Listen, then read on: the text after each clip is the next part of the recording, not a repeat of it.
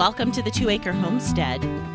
Come along with us on our journey from a small suburban homestead lifestyle to our new lifestyle, homesteading in the rural countryside of southern Arizona. We'll share with you our tips, tricks, successes, and failures from both our past suburban lifestyle to our new rural lifestyle, all on the 2-Acre Homestead.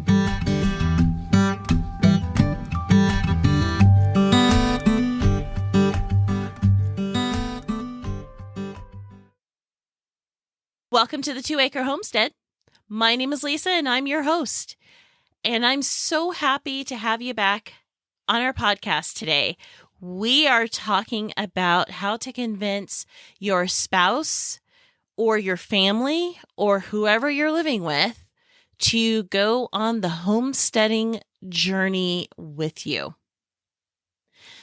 So this is a topic that hangs a lot of people up, because one spouse may be just gung-ho about, we need to go back to our roots and start growing our own food, and you are just gung-ho to do it.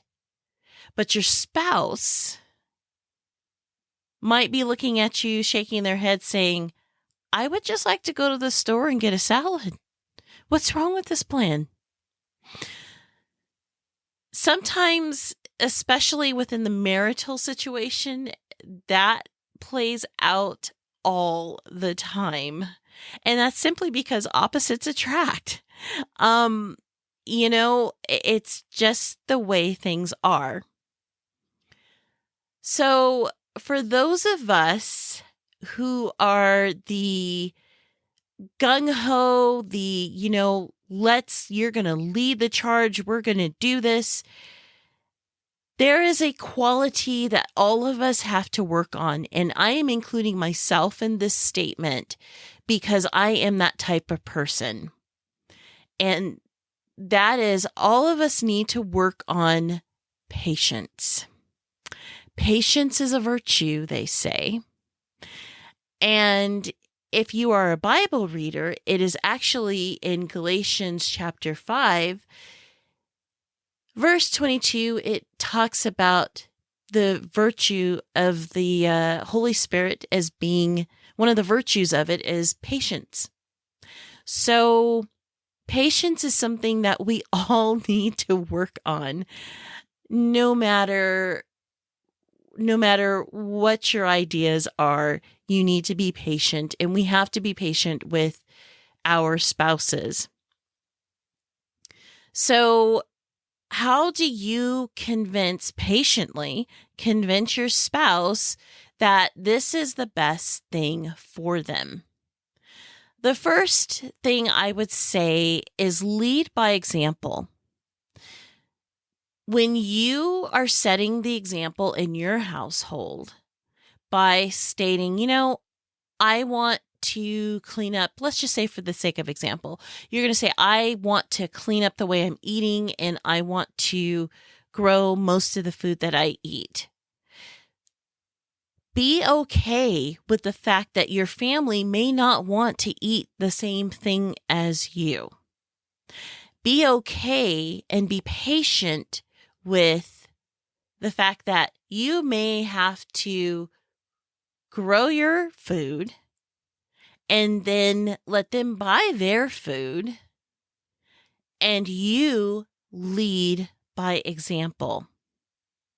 But at the same time that I say this, you don't want to overwhelm yourself with this new lifestyle.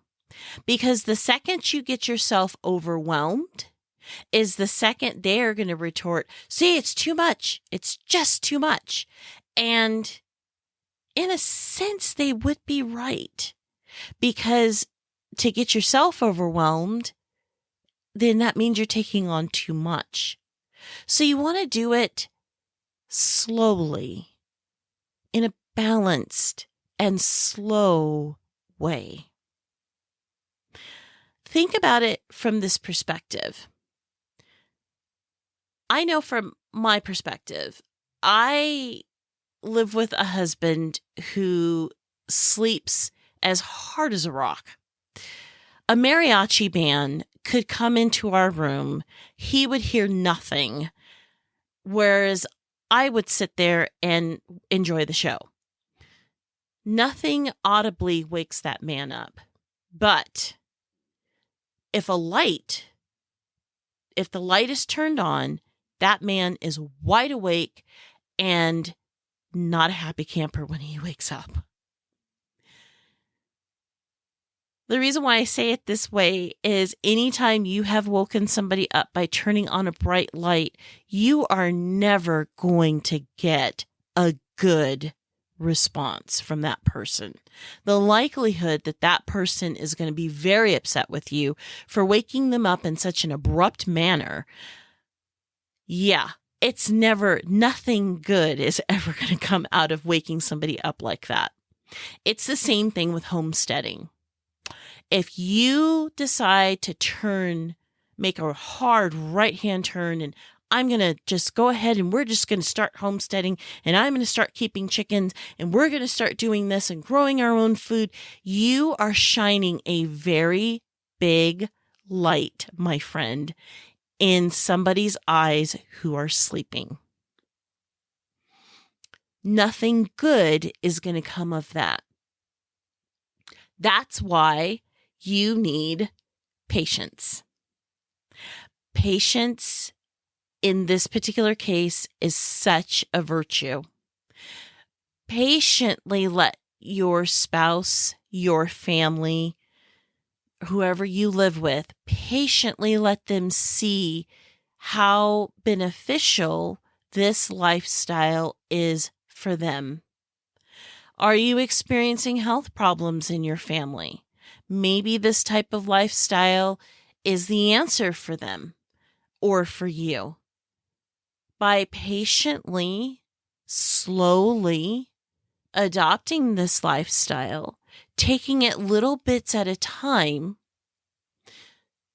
your family will either understand or they will be all on board to do the same thing with you.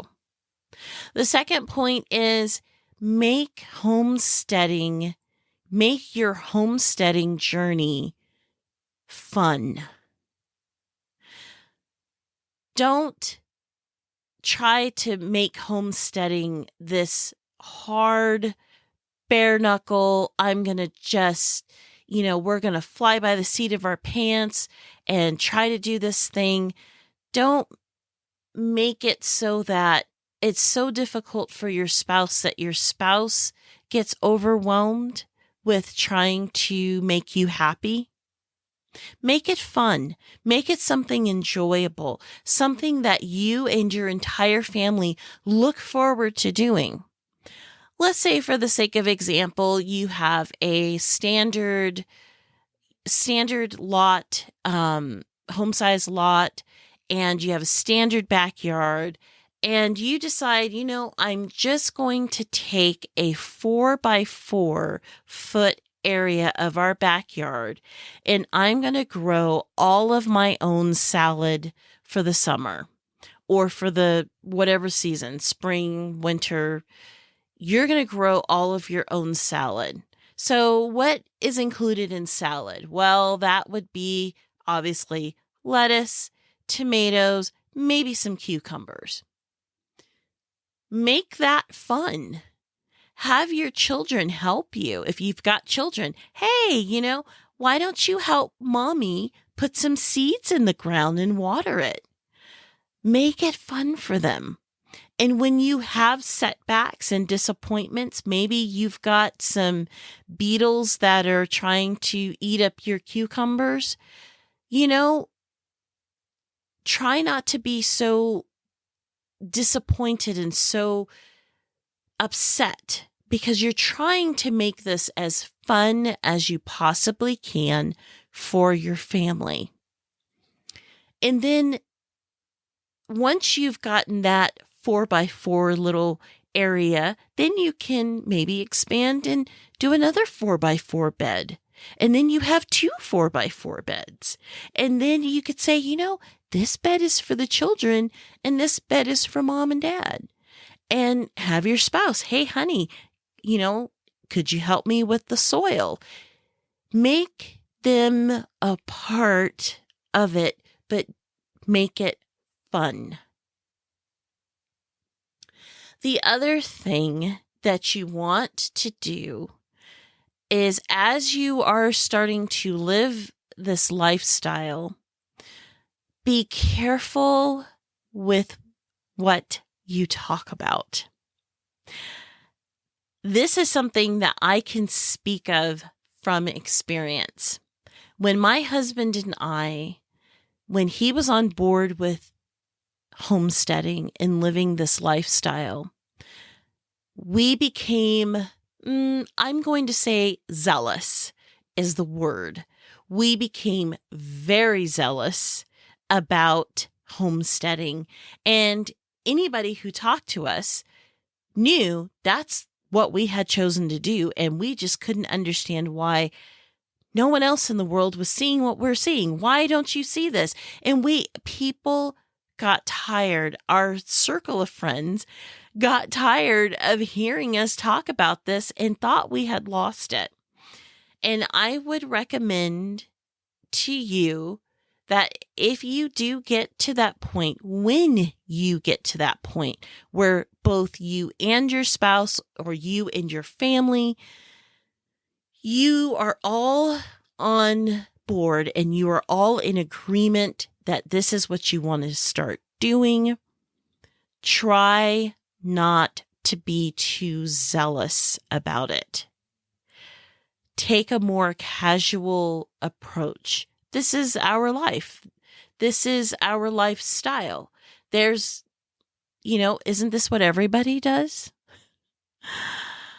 Try not to be overzealous, because when something is new like that, you just don't understand why other people don't see this. But remember, shining that bright light into somebody's eyes, you're going to get a negative response from people. So patience, and more patience. And as homesteaders, that is a quality all of us have to have, because whether we are gardening, we are doing animal husbandry, no matter we're canning, we're preserving, all of those things require a degree of patience. So those are some of my tips when it comes to convincing your spouse to be on board homesteading with you. Some spouses will never be on board, and that is a reality. And if that is something that you are facing, remember why you married your spouse. Know that you love that person, and that sometimes that's just not what that person wants to do with their life. And that's okay. You can still strive for this lifestyle in other ways. For example, cooking from scratch. Cooking, making most of your meals at home from scratch is a part of this lifestyle. There are other aspects of the homesteading lifestyle. It's not just about gardening, animal husbandry, preserving. There are other things that a person can do to live and support this lifestyle. For example, by supporting farmers. Buying most of your fruits and vegetables if you can't grow them for whatever reason. Buy most of your fruits and vegetables not from the grocery store, but from a farmer's market. Support your local farmers, those who are actually physically doing the work that you can't do. That is a way that you can support and be a part of this lifestyle. And like I said before, there are other things like you can grow things in pots. You can, buy a quarter of a cow, learn how to do some canning. Those are things that most spouses would not be opposed to you doing. But at the end of the day, patience is the key. Never give up, never lose hope that your spouse and or family will eventually get on board with you. The reason why I say that is there's a reason why you married. There's a reason why you're family. Why is that? Because you think similarly. Even though opposites attract, your thought processes, your reasonings on things usually are very similar. Otherwise, you may not be married for very long. But, and I am not by any way, shape, or form a marriage counselor at all. But give it a try. Be patient with them. Love on your spouse, because at the end of the day, that is the vow that you made before men and God. So hopefully this gives you some tips and tricks and some advice into trying to convince your spouse and your family. Lead by example, be patient, try not to be too zealous, and remember, do not shine a bright light in their eyes. Slowly dim, use a dimmer switch, slowly, patiently shine a gentle light on this lifestyle that you want to live. I hope that this podcast finds you and your family doing well. Be sure to visit us on our Instagram account at the 2 Acre Homestead. And until next time, be safe out there.